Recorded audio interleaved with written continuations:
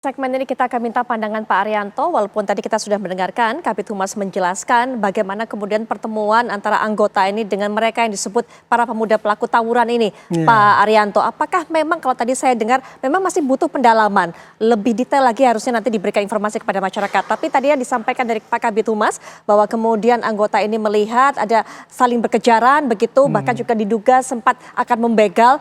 Nah, kemudian diletuskanlah tembakan tersebut. Sudah sesuai SOP penanganan seperti itu, Pak Arianto? Ya, kalau dari cerita yang singkat itu ya, kemudian ada orang tertembak, kemudian alasannya katanya karena habis tawuran dan kemudian ketika kepergok ya sama anggota polisi yang di dinas di narkoba itu. Dan saya tanyakan pada Kapoltabesnya itu, dia tidak dalam keadaan tugas untuk operasi pembubaran itu. Baik, pulang dari bekerja posisinya. Ya, jadi apapun alasannya, kemudian ada orang tertembak meninggal dengan alasannya itu habis tawuran, itu pasti tidak akan mungkin bisa dibenarkan. Karena apa?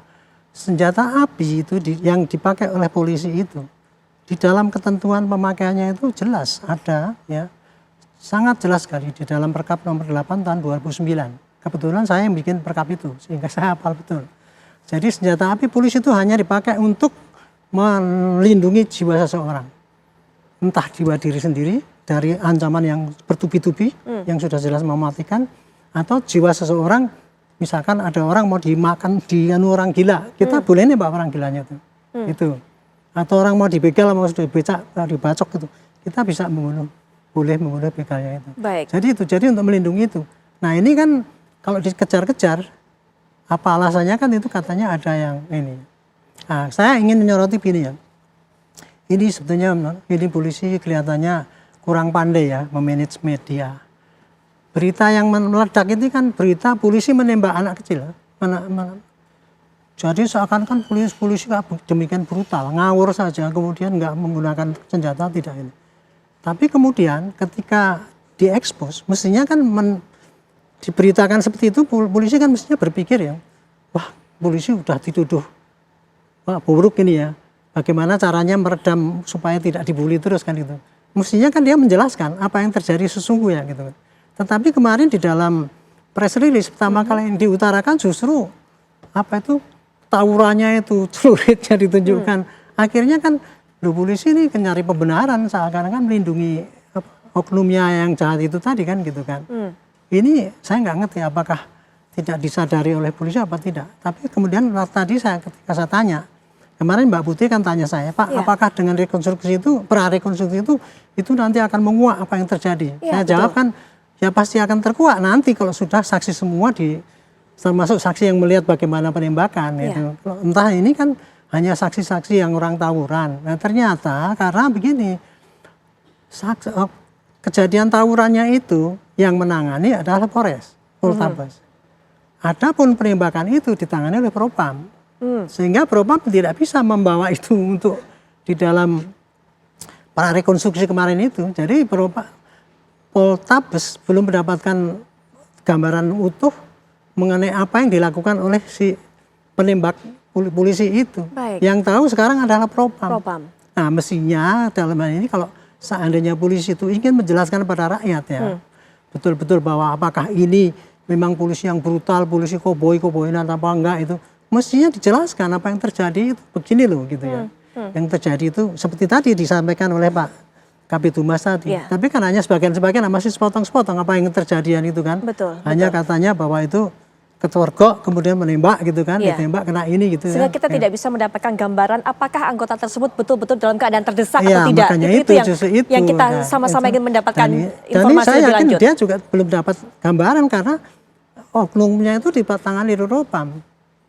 Jadi Poltabes itu tidak tahu persis apa yang dilakukan oleh anggota gitu. Artinya Pak Arianto ini sepertinya penyelesaiannya dilakukan secara terpisah, cukup lambat menurut Pak Arianto ini? Menurut saya sih cepat ya, cepat. Tapi lambatnya adalah lambat memberitahukan hasilnya kepada rakyat. Lambat menginformasikannya. Iya, Oke. lambat menceritakan pada rakyat supaya rakyat itu tidak dendam banget sama polisi, itu mestinya kan diterangkan. Baik. Ininya kayak gini, dan kemudian yang terakhir saya sarankan ya, apapun ini kejadiannya itu jelas polisi itu menghilangkan nyawa orang dengan cara yang tidak benar ya, Baik. gitu ya. Mestinya polisi minta maaf lah gitu atas keteledoran anggotanya itu. Adapun untuk bagaimana prosesnya, ini anggota itu pasti diproses di samping kode etik juga pasti nanti menjelarnya kepada pidananya juga. Ya. Apakah dia 338 atau 359 Oke. atau apapun. Tapi paling tidak dari secara dini saya mewakili polisi ya, saya minta maaf lah ini karena itu sampai masih terjadi seperti itu ya. Baik. Walaupun saya yakin bahwa anggota itu menembaknya bukan bermaksud brutal koboi-koboinan, tetapi dia secara tidak sadar ya waktu itu dengan refleksnya itu menghadapi orang kayak gitu kemudian langsung nembak. Baik. Kebetulan kena dan mati. Iya, Pak Hartanto yang disuarakan oleh Pak Arianto tadi juga mungkin mewakili suara masyarakat menginginkan adanya keterbukaan, adanya transparansi informasi dari pihak kepolisian. Pak Hartanto. Ya, terima kasih Mbak. Kita turut berbelasungkawa ya atas meninggalnya almarhum Gama ini ya. Kita cukup sedih juga, karena ini merupakan anak remaja juga yang merupakan masa depannya masih panjang.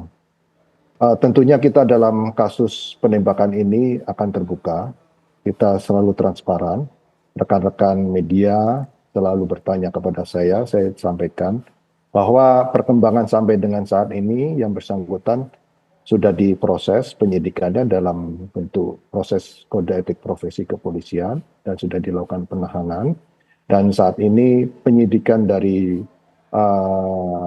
laporan terhadap orang tua almarhum, orang tua bapaknya almarhum sudah melaporkan ke pihak kepolisian dan dibuatkan dalam bentuk laporan polisi, dan beberapa saksi sudah kita lakukan pemeriksaan, dan malam ini laporan polisi yang dibuat oleh orang tua almarhum Gama kita naikkan proses penyidikan, dan besok pagi kita akan melaksanakan giat ekshumasi terhadap almarhum Gama di Sragen, dan kita tentunya di sini kasus penembakan tersebut akan dilakukan proses kode etik profesi, kemudian juga kasus tindak pidana hukumnya juga berlanjut.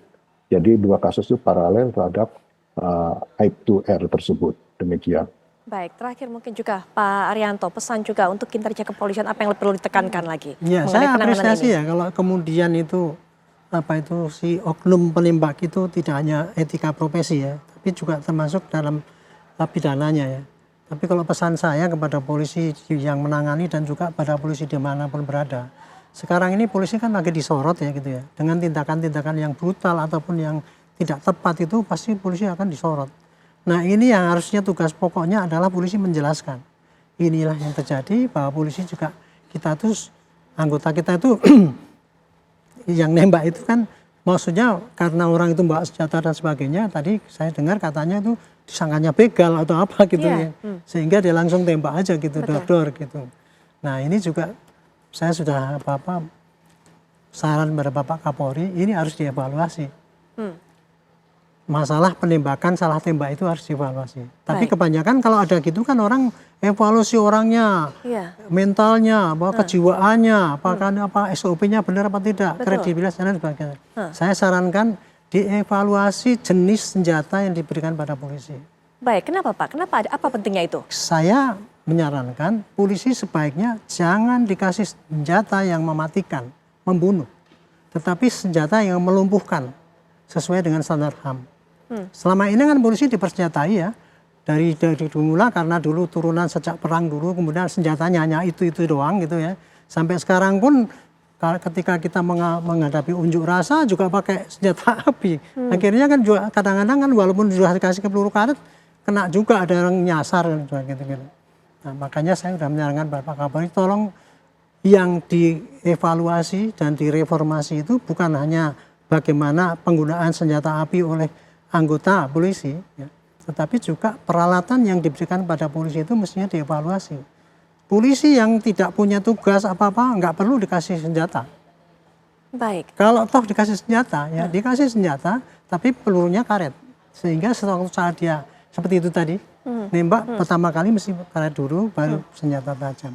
Nah kemudian kalau untuk yang kita menangani unjuk rasa ataupun tawuran itu, senjatanya adalah senjata penjerat untuk nangkep orang tanpa membunuh.